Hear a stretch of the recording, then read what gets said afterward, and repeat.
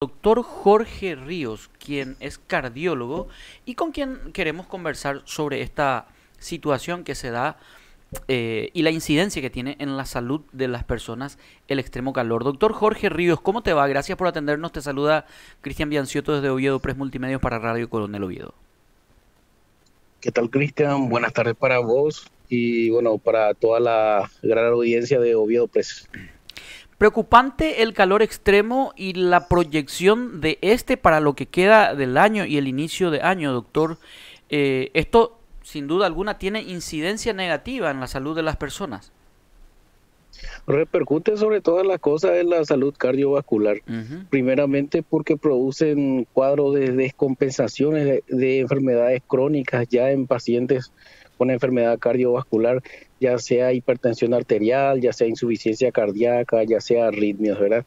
Y por sobre todas las cosas porque hay una descompensación en los electrolitos que produce esta ola de calor, al menos que tuvimos en estos días, Ujú. y eso te lleva a cardiovasculares, inclusive casos de muerte súbita, ¿verdad? Justamente estábamos comentando, un hombre el domingo pasado a las 14:30 horas fue encontrado en la hora tope de calor, tendido en un baldío en Paso Yobay. Informábamos nosotros eso y se presume que fue por el extremo calor que le dio un paro. Exactamente, las horas peligrosas, por decírtelo de esa forma, es aquella entre más o menos entre las 10 de la mañana y las 16 a 17 horas, en la cual el calor realmente es extenuante y da para realmente descompensaciones de este tipo. Y más, por sobre todas las cosas, en los grupos extremos de la vida, ya sea niños y ya sea ancianos, ¿no? En la cual tenemos más casos de pronto de muerte súbita. También se puede dar el caso de muerte súbita en aquellos pacientes que, como dijimos anteriormente, tienen alguna enfermedad de base, la misma diabetes, la misma obesidad y los problemas renales generan este tipo de descompensaciones.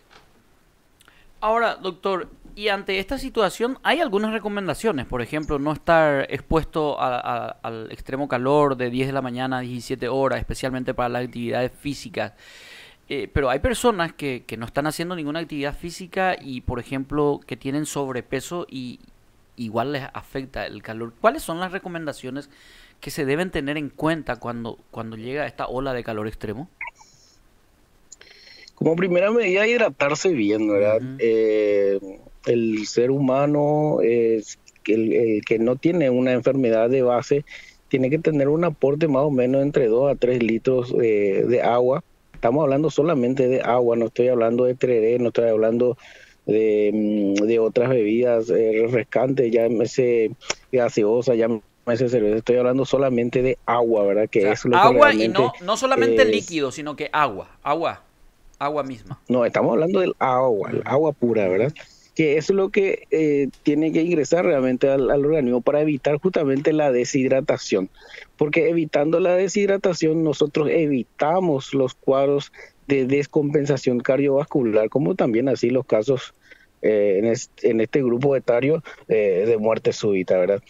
También evitar las exposiciones en esas horas, ¿verdad? Entre 10 de la mañana a 17 horas, mantenerse siempre en lugares sombríos, ¿verdad? Y posteriormente a esas horas o antes de las 10 de la mañana, eso, bueno, uno puede realizar sus actividades físicas, Ujú. pero bueno, siempre estamos hablando de ejercicios aeróbicos. Cuando digo ejercicios aeróbicos, estamos hablando de ejercicios que aporten oxígeno al corazón, ¿sí? Y para que tengan por sobre todas las cosas buen manejo, ¿verdad? Mm. El ejercicio es muy importante, es muy, pero muy importante porque aporta óxido nítrico y el óxido nítrico lo que produce es vasodilatación de las arterias, mejora la circulación coronaria y también a nivel de los miembros inferiores. Es muy importante ese ejercicio, pero siempre es muy importante consultar antes con su médico de cabecera para que le indique la intensidad de ese ejercicio. Y muchas veces nosotros logramos esa intensidad del ejercicio realizando previamente una prueba que se llama prueba de esfuerzo, que es la ergometría, Y de acuerdo al resultado de esa prueba de esfuerzo, nosotros indicamos que, bueno, lo que hizo en la ergometría de esfuerzo, bueno, el 80% tiene que hacer dentro de lo que da sus actividades físicas, ¿verdad? Que eso justamente en el consultorio de ergometría se le orienta al paciente. Ahora, Después, evitar por sobre todas las cosas las comidas que tengan un alto contenido de sodio, que también eso puede llegar a producir descompensación. doctor, ¿y la alimentación? ¿Qué tipo de alimentación se debería tener cuando hace mucho calor? Porque recordemos que cuando el clima está, por decirlo así, normal, cuando no sufrimos este calor extremo, normalmente comemos normal, por decirlo así. O sea, el general de la gente come un guiso, come un asado, come una sopa, toma una sopa de caldo.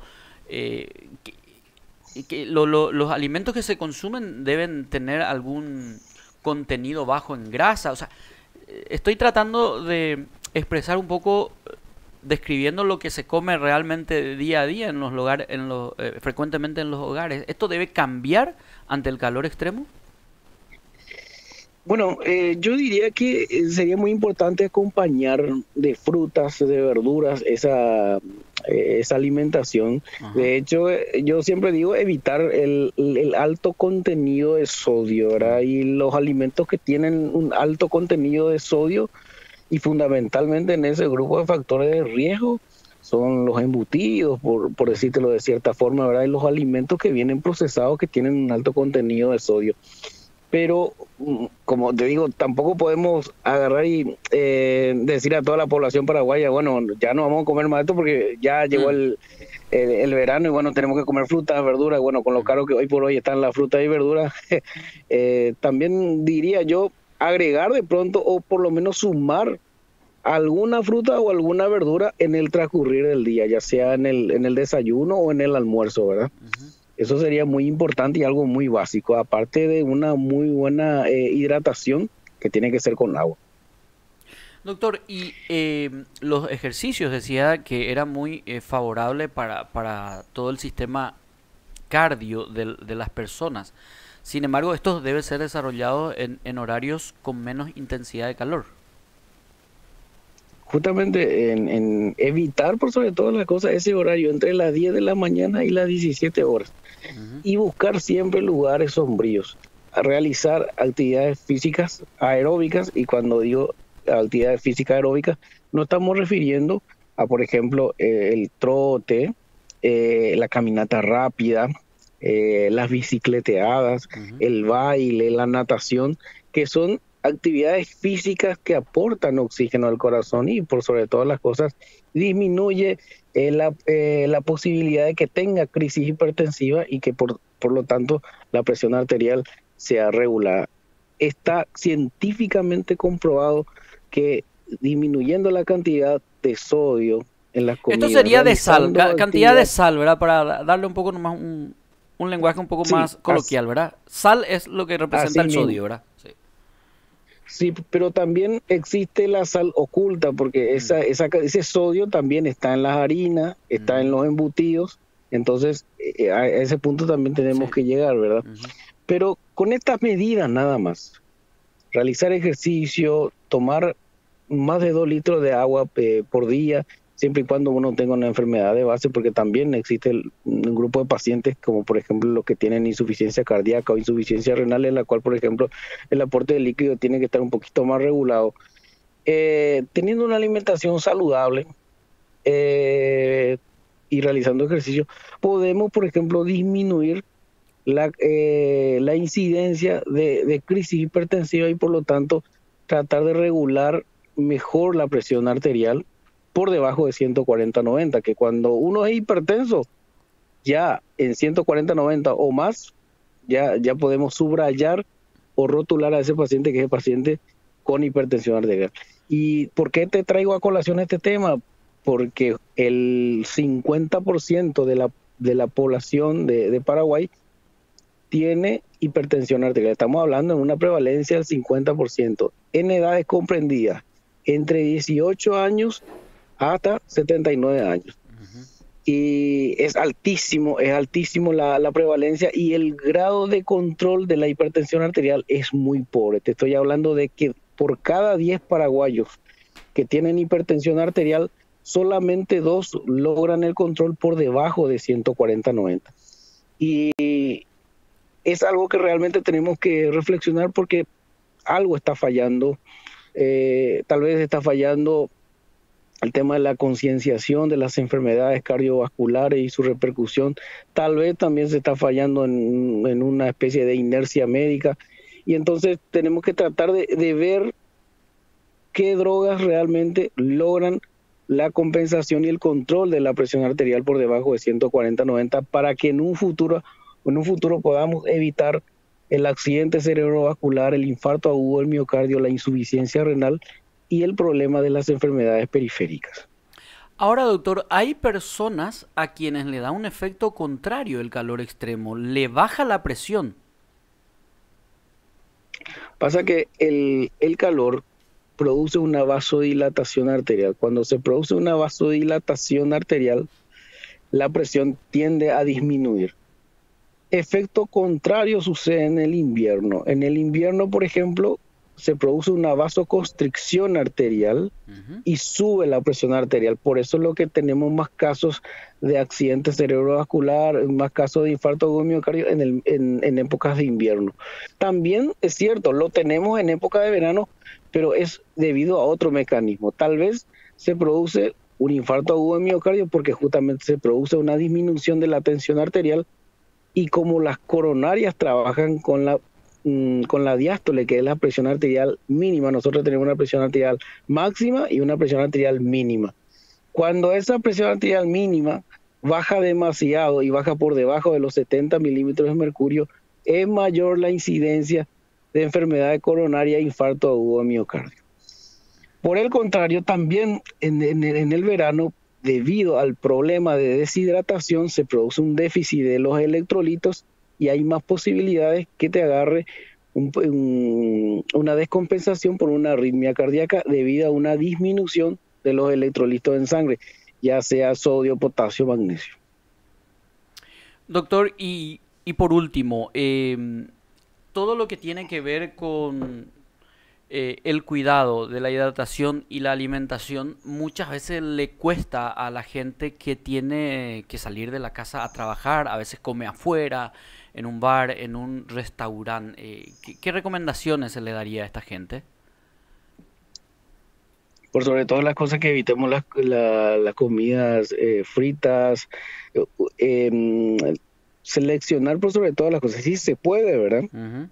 Los alimentos horneados, ¿verdad? Que tienen también menos cantidad de grasas o menos cantidad de grasas saturadas, que son las que provocan justamente las placas de colesterol a nivel de la arteria y que termina obstruyendo a posteriori. Y que esa gente después, bueno, que trate de hidratarse bien y después de llegar del trabajo y en una hora que no sea a las 17 horas y que sea después de las 17 horas, pueda realizar sus actividades físicas aeróbicas como habíamos detallado anteriormente. El medir, por sobre todas las cosas, su presión arterial y controlar también la glicemia, que los pacientes diabéticos también suelen descompensar. Tenemos los descontroles metabólicos Ajá. y también estamos hablando del paciente obeso, ¿verdad? El paciente obeso que después termina con un síndrome metabólico y termina haciendo diabetes mellitus tipo 2. Doctor, yo tengo bien claro, luego de esta exposición, 4 puntos. Hidratación, eh, Sí, alimentación balanceada con frutas y verduras, sí. ejercicios y no exposición al intenso calor en horarios determinados, es decir, de 10 a 17 horas. Son las 4 claves más o menos que se debería tener en cuenta. Eso, yo creo que son los 4 puntos cardinales Ujú. en el tema de evitar los golpes de calor, evitar la descompensación cardiovascular en esta época que realmente estamos por entrar, porque bueno, estamos en primavera, pero ya estamos sintiendo lo que es un golpe de calor y tenemos que seguir preparándonos para lo que va a ser el verano ahora. Doctor Jorge Ríos, ¿y el calor extremo cómo incide en la salud y prevenir las consecuencias negativas?